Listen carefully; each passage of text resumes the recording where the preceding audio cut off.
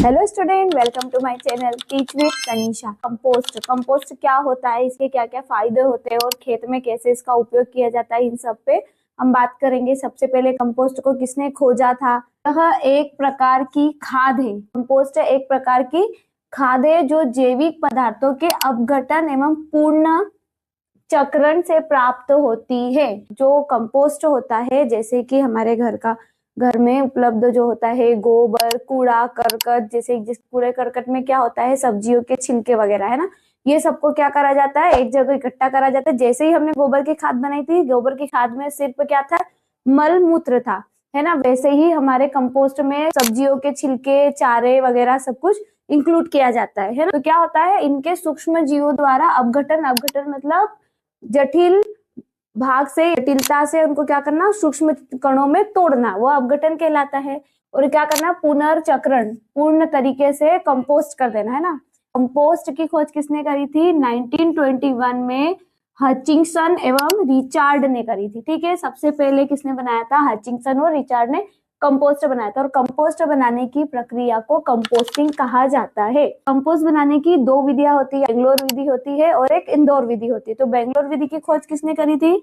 बेंगलोर विधि के आविष्कारक है डॉक्टर CN आचार्य, जिन्होंने क्या बनाया था, गोबर की खाद सबसे पहले बनाई थी। उन्होंने ही बेंगलोर विधि का आविष्कार किया था। और इंदौर विधि क्या हुई थी? 1933 में। और इनके है हार्वर्ड ने, ये इंदौर कृषि महाविद्यालय है, वहीं पे इन्होंने एक जगह पे एक्सपेरिमेंट किया था। ठीक है। सक्रिय कंपोस्ट ये भी एक तरीके का कंपोस्ट बनाने का प्रकार होता है। कंपोस्ट को अलग अलग तरीके से तैयार किया जाता है, उसी में से है सक्रिय कंपोस्ट। सक्रिय कंपोस्ट की फाउलर तथा रेगे, इन्होंने सक्रिय कंपोस्ट की विधि निकाली थी। कंपोस्ट में क्या क्या महत्वपूर्ण पदार्थ उपलब्ध होते हैं जिनसे कंपोस्ट तैयार होता है या जिनका उपस्थित होना इंपॉर्टेंट होता है? जैविक पदार्थ में वही हमारे घर के जो गोबर हुआ, ऑर्गेनिक पदार्थ जो होते हैं, पत्तियां, फूल, जीव के छिलके, सब जैविक पदार्थ में आ जाएगा। प्रारंभिक पदार्थ, ये वे पदार्थ होते हैं जो कंपोस्ट या सूक्ष्म जीव को एक्टिव करते हैं और उनको सड़ाने में सहायता प्रदान करते हैं। फिर क्या है, नमी उपलब्ध होना चाहिए तभी कंपोस्टिंग होगी। फिर क्या है, वायु। ये क्या है, हमारे चार इंपॉर्टेंट पदार्थ है। इसी में से जो हमारे प्रारंभिक पदार्थ, ऐसे पदार्थ जिनकी सहायता से सूक्ष्म जीवों के अपघटन की जो क्रिया होती है, सूक्ष्म जीव को वो सक्रिय कर देते हैं, वही क्या कहलाते हैं, प्रारंभिक पदार्थ। तो उनमें क्या क्या हम ऐड कर सकते हैं? Calcium cyanamide, ammonium sulphate, sodium nitrate या इनको चूर्ण। कैल्शियम साइनामाइड होता है, ये क्या करता है कि जो हमारा कंपोस्ट होता है उसमें नाइट्रोजन की उपलब्धता को बढ़ा देता है। इसमें नाइट्रोजन प्रेजेंट होता है और सूक्ष्म जीवों को सक्रिय करने में सहायता प्रदान करता है। दूसरा है अमोनियम सल्फेट।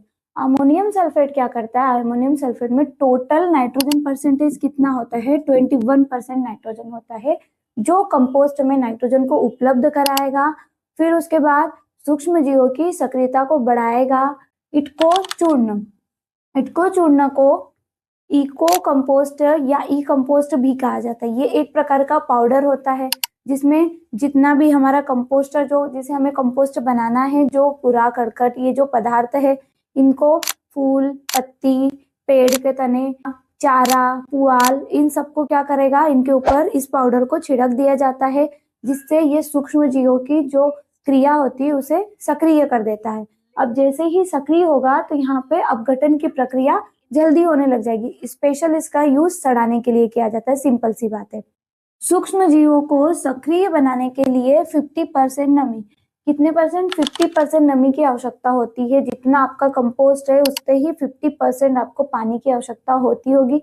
और आपको क्या करना चाहिए, उस पर पानी छिड़कते रहना चाहिए, जिससे कि कंपोस्ट में नमी बनी रहे। और नमी बनी रहने के कारण ही सूक्ष्म जीव सक्रिय होते हैं और सक्रिय होकर अपघटन की प्रक्रिया जल्दी करते हैं। 10 से 15 दिन में कंपोस्ट को पलटना चाहिए। ये इंपॉर्टेंट बात होती है कंपोस्ट में। इंदौर विधि में, जो इंदौर विधि होती है उसमें कंपोस्ट को पलटा जाता है, पर बेंगलोर विधि होती है उसमें कंपोस्ट को नहीं पलटा जाता है। तो ये इंपॉर्टेंट पॉइंट इंदौर विधि के लिए है। इसमें कंपोस्ट बनाने की दो विधियां होती है, पहली होती है इंदौर विधि और दूसरी होती है बेंगलोर विधि। अब इंदौर विधि कैसे, इसकी उत्पत्ति कहाँ हुई है? इंदौर जो शहर है वहां पे इसकी उत्पत्ति हुई है, वहां पे एक्सपेरिमेंट किया गया था। क्या था उसमें? 1 से 1.25 मीटर का गहरा गड्ढा खोदा जाता है। कि हमने क्या करा, सबसे पहले जो पुआल जिसका क्या करना है, कंपोस्ट बनाना है, कूड़ा करकट पत्ते इन सब का जिनका कंपोस्ट बनाना है और गोबर, इनको मिक्स कर दिया जाता है। तो क्या कहता है, एक लेयर इस तरीके से गड्ढा बनाया जाता है, उसमें हमने करकट और इनकी कितने 15 सेंटीमीटर की मोटी लेयर जमा दी। उसके बाद क्या, गोबर की लेयर, फिर उसके बाद इसकी लेयर करकट की, कूड़े की, फिर उसके बाद गोबर की लेयर, ऐसे करके जो गड्ढा होता है उसको भर दिया जाता है और उसमें नमी उपलब्ध कराने के लिए पानी का छिड़काव किया जाता है। पर इंदौर विधि क्या, वायुवीय विच्छेदन विधि है। वायु विच्छेदन का मतलब इसमें वायु का आवागमन इंपॉर्टेंट होता है। जैसे कि अब इनमें वायु होना आवश्यक होता है। यहाँ पे वायु, जिसके कारण क्या होगा, नमी का आवागमन, वायु जैसे बाहर जाएगी अंदर जाएगी, जिससे टेम्परेचर चेंज होता रहेगा। तो इंदौर विधि को 3 बार पलटाया जाता है। पहला क्या, ये बात हुई 10 से 15 दिन में, पहली बार हमने कंपोस्ट गड्ढे में डाल दिया, फिर उसके बाद इसे 10 से 15 दिन में पलटा दिया जाता है, पलटा जब उलट पलट किया जाता है। फिर उसके बाद इसको 25 से 30 दिन के अंदर 25 से 30 दिन के अंदर पुनः पलटा जाता है, पुनः उसे मिक्स किया जाता है। इसके साथ ही इसमें पानी का छिड़काव करते रहना चाहिए। फिर क्या होता है, इसमें ये 60 से 90 दिन में इसे वापिस से पलट कर तैयार हो जाती है और ये इस विधि में 3 माह में कम से कम हमारा कंपोस्ट बनकर रेडी हो जाता है। अब इसका संगठन कितना होता है, इसमें नाइट्रोजन, फास्फोरस और पोटेशियम परसेंटेज कितना होता है। नाइट्रोजन परसेंट 1 होता है इसमें, फास्फोरस जो P2O5 में उपलब्ध होता है कितना होता है 0.525 से 0.05% होता है। वैसे ही पोटेशियम कितना होता है 1.1 से 1.5 तक परसेंट होता है। बेंगलोर विधि, इस विधि का उत्पत्ति स्थान कहाँ है, बेंगलोर में। बेंगलोर में इसे एक्सपेरिमेंट किया गया था, तो उससे इसका नाम पड़ गया बेंगलोर विधि। और इसमें क्या, ये अवायुवीय विच्छेदन विधि है, मतलब कि इस विधि में आपको कंपोस्ट को पलटाया नहीं जाता, इसमें वायु का आवागमन जरूरी नहीं होता है। इंदौर विधि में पलटाना पड़ता है, बेंगलोर विधि में नहीं पलटाया जाता है। कितने माह में रेडी हो जाती है, 4 से 5 माह में बनकर तैयार हो जाती है, जब खेत में जाके उसे छिड़कना रहता है। अब इसका संगठन क्या होता है, इसमें नाइट्रोजन परसेंट कितना होता है 1.25%।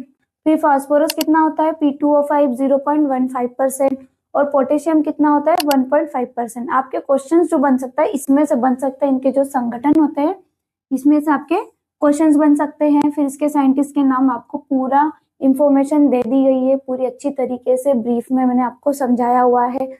और ऐसे ही आपको हमारा पढ़ाने का तरीका वीडियो अच्छा लगे तो आप हमारे चैनल को लाइक शेयर और सब्सक्राइब करें। Thank you.